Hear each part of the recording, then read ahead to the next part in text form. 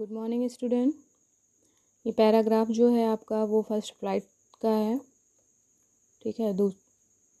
First flight lesson से लिया गया है। His parents and his brother and sister had landed on this green flooring ahead of him. कह रहे जो उसके माता पिता हैं और भाई बहन हैं, उसी के आगे, उसी के सामने ग्रीन जो फर्श थी उसके ऊपर उतरते हैं, लैंडेड होते हैं। लैंडेड का मतलब होता है उतरना। दे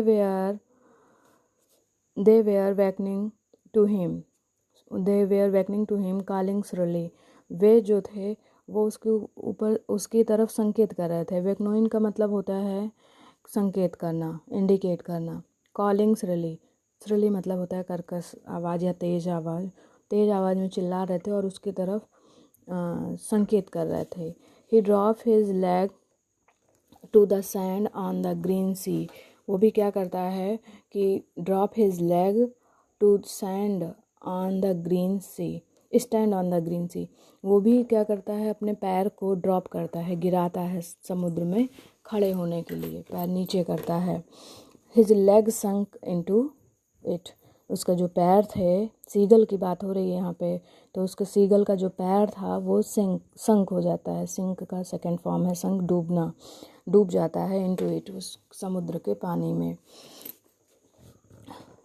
ही स्क्रीम मतलब होता है चिल्लाना, वो चिल्लाता है। विथ फ्राइट का मतलब डर, वो डर से चिल्लाता है। And attempt to rise again flapping his wing. वो डर से चिल्लाता है और प्रयास करता है। अटेम्प्ट मतलब होता है प्रयास करना, वो फिर से प्रयास करता है। राइज अगेन, राइज मतलब ऐसे उगना होता है, पर यहाँ पे उठने से है, वो दोबारा उठने का प्रयास करता है। अगेन फ्लैपिंग हिज विंग, अपने पंख को फिर से फड़फड़ाता है। बट ही वॉज टायर्ड, लेकिन वो थक जाता है। एंड वीक विथ हंगर, लेकिन वो भूख से थक जाता है और कमज़ोर हो जाता है। And he could not rise, वो उठ नहीं पाता है। एग्जास्ट का मतलब होता है जब आदमी बहुत ज़्यादा थक चुका हो। बाय द स्ट्रेंज एक्सरसाइज, वो इस प्रकार के एक्सरसाइज करते करते, मतलब निकलने का प्रयास, उड़ने का प्रयास करते करते थक चुका था। His feet sunk into the green sea, उसके पैर जो थे वो डूब गए थे। एंड देन हिज बेली का मतलब पेट से है, तो उसका जो पेट था, टच इट, उसका पेट भी अब टच कर चुका था किसको, पानी को। It and he sunk no further मतलब आगे। अब उसका पेट छू गया, पैर अंदर गया पानी के, अब वो नहीं डूब रहा है। ही संक नो फर्दर, अब आगे वो नहीं डूब रहा है। He was floating on it. Float का मतलब होता है, जैसे संक का मतलब डूब जाना, फ्लोट का मतलब होता है पानी में ही ऊपर कोई चीज़ हिल रही हो, फ्लोटिंग कर रही हो, मतलब पानी में है पर डूबे ना। फ्लोटिंग ऑन इट, वो पानी पे ऊपर सतह पे तैर रहा था। And around his family was screaming, और उसके चारों तरफ, अराउंड हिम उसके चारों तरफ, हिज फैमिली उसकी फैमिली, वाज स्क्रीमिंग चिल्ला रही थी। प्रेजिंग हिम उसकी प्रशंसा कर रही थी। And their beaks were offering him, scrap मतलब होता है टुकड़ा, ऑफ डॉग फिश, और उसके सबके जो चोंच थे, या बीक मतलब चोंच ही होता है, सबके मुंह में क्या था, डॉग फिश था, और लोग उसको क्या कर रहे थे, ऑफर कर रहे थे, उसको देने का प्रयास कर रहे थे, दे रहे थे। अब इसमें क्वेश्चन क्या है आपका, what does the phrase this green phrase है, this green flooring refer to. मतलब जो फ्रेज है दिस ग्रीन फ्लोरिंग, इसका क्या मतलब है, किसके लिए आया है। तो आप, ये आया है समुद्र के लिए, क्योंकि समुद्र का पानी कैसा था, हरा था। और फ्लोरिंग मतलब फर्श से है, क्योंकि बहुत ज़्यादा वो फैला हुआ था तो उसको फर्श कहा गया है। तो this green flooring refer to the green surface of the sea, ठीक है। दूसरा क्वेश्चन है इसमें, what made the young seagull tired, वो कैसे थक गया था। The young seagull was tired because he was weak with hunger and he made a successful attempt for his first flight.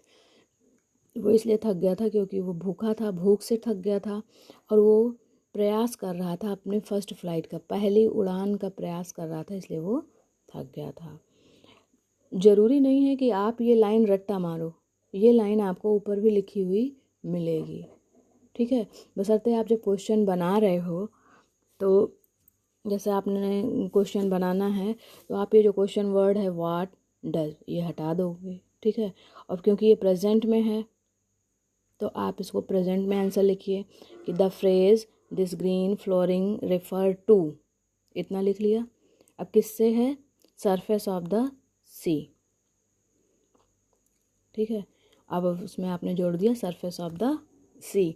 नहीं समझ में आ रहा है तो आप खाली सी भी लिख सकते हो। तो कुल मिला के आपको क्वेश्चन ऐसा नहीं है कि सारे क्वेश्चन जितने वीडियो भेजे जा रहे हैं आप रट ही लो, आप समझ लो कि आपको पैराग्राफ से क्वेश्चन कैसे करने हैं। आप जब भी क्वेश्चन का आंसर लिखिए पहले तो प्रेजेंट में है पास्ट में है ये देख लेना है। अगर क्वेश्चन प्रेजेंट में है आंसर आपको प्रेजेंट में देना है, अगर पास्ट में है तो आपको पास्ट में देना है, ठीक है। डू डज अगर लगा हुआ है क्वेश्चन में तो आप आंसर जब दोगे यस या यस लगा के दोगे या इज एम आर लगा के दे सकते हो।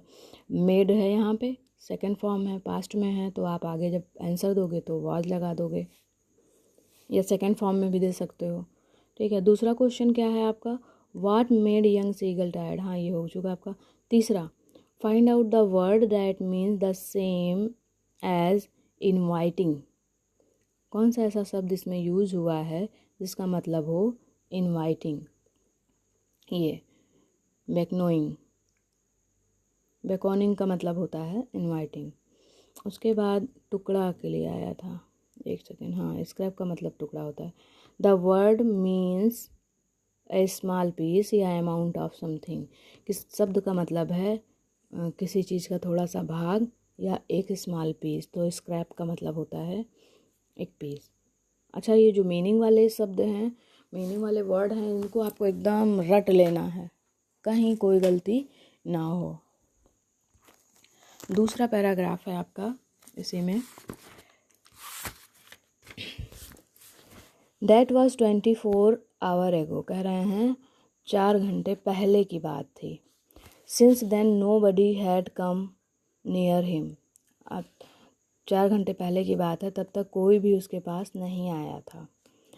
द डे बिफोर, एक दिन पहले, ऑल डे लॉन्ग, पूरा दिन, he had watched his parents flying about with his brother and sister, उसने एक दिन पहले उसने देखा, पूरा दिन ये देखा कि he had watched his parents, अपने पेरेंट्स को देख रहा था, फ्लाइंग अबाउट, कि उनके पेरेंट्स क्या कर रहे हैं, उड़ रहे हैं, with his brothers and sister, अपने भाई उनके भाइयों के साथ और बहन के साथ, परफेक्टिंग देम, और क्या कर रहे थे उसके माता पिता? परफेक्ट कर रहे थे, उनको निपुण बना रहे थे, इन आर्ट ऑफ फ्लाइट, उसको फ्लाइट में उड़ने में परफेक्ट बना रहे थे। टीचिंग देम हाउ टू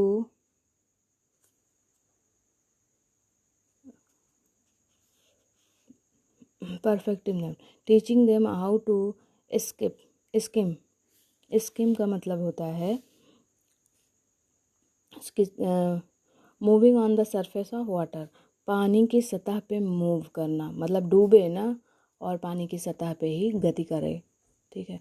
ये चीज़ सिखा रहे थे उसको उसके माता पिता। How to skim the waves and how to dive for fish, कैसे वेव जो लहरें हैं उसमें कैसे स्किम किया जाए, कैसे तैरते रहना सिखाया, कैसे उसमें डूबो ना ये बताया। And how to dive, dive मतलब डुबकी लगाना, फॉर फिश, कैसे समुद्र में डुबकी लगा के फिश को पकड़ लेना है, ये सिखाए गए थे। He had in fact seen his older brother catch his first herring and devour it, उसने देखा कि उसके जो भाई हैं, इनफैक्ट वास्तव में, seen his older brother catch his first herring. Herring का मतलब यहाँ पे होता है एक प्रकार की मछली है वो। हेरिंग जो है वो मछली का ही एक प्रकार है। तो उसने देखा कि उसने फर्स्ट हेरिंग को कैच किया, मतलब पहली मछली को कैच किया। और डाइवर्ड इट, डाइवर का मतलब होता है, ईट का मतलब खाना, डाइवर का मतलब होता है किसी चीज़ को जल्दी से खा लेना। तो जल्दी से उसने पकड़ा और तुरंत उसको खा लिया। स्टैंडिंग ऑन द रॉक, कहाँ पे बैठा था, खड़ा था, रॉक पे खड़ा था खड़े होकर। While his parents circled round raising ए प्राउड क्रैकल। क्रैकल का मतलब होता है कर्कश आवाज़। क्रैकल का मतलब क्या होता है, कर्कश आवाज़, तेज़ आवाज़। जब वो मछली खा रहा था तो उसके जो पेरेंट्स थे वो सर्किल राउंड चारों तरफ घूम रहे थे और रेजिंग ए प्राउड क्रैकल, और एक गर्व के साथ चिल्ला रहे थे, गर्व की आवाज़ में, मतलब उनके अकॉर्डिंग गर्व महसूस करना उसको कहेंगे। तो वो गर्व महसूस कर रहे थे और चिल्ला रहे थे।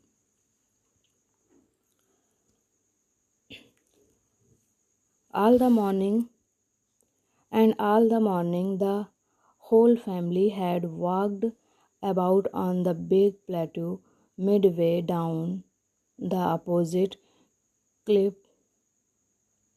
taunting him with his cowardice।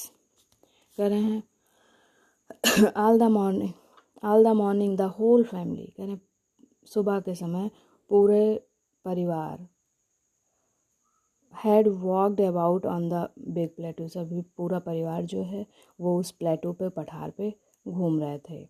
Mid way down the opposite cliff taunting, जो मिड वे का मतलब होता है, मिड वे मतलब रास्ता, मिड मतलब बीच का, यानी वो बीच में पहुंच चुके थे।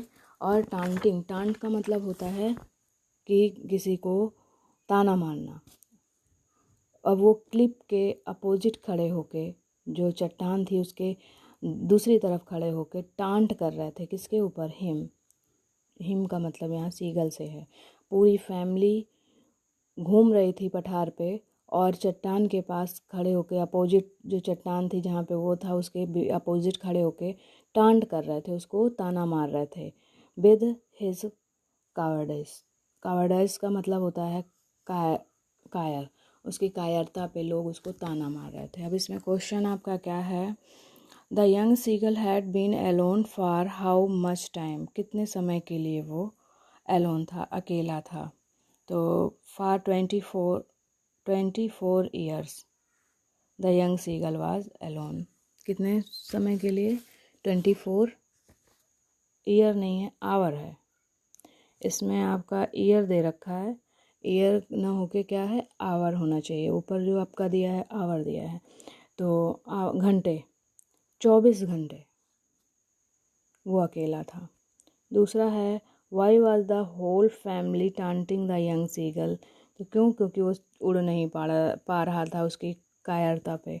The whole family was taunting the young seagull for his cowardice, उसकी कायरता के लिए। फिर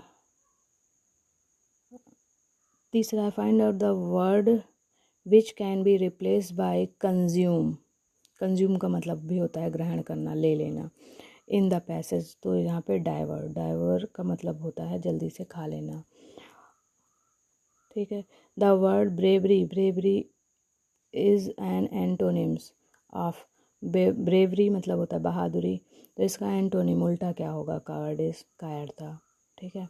आप इन सारे क्वेश्चंस को, पैराग्राफ को अच्छे से समझ लीजिएगा, क्योंकि आपको एग्ज़ाम में इसको करना है। मे बी जो आपको समझाया जा रहा है वही पैराग्राफ आ जाए, मे भी हो सकता है कोई और आए, पर आपको करने का तरीका, आपको कहानी पता होनी चाहिए कि क्या है।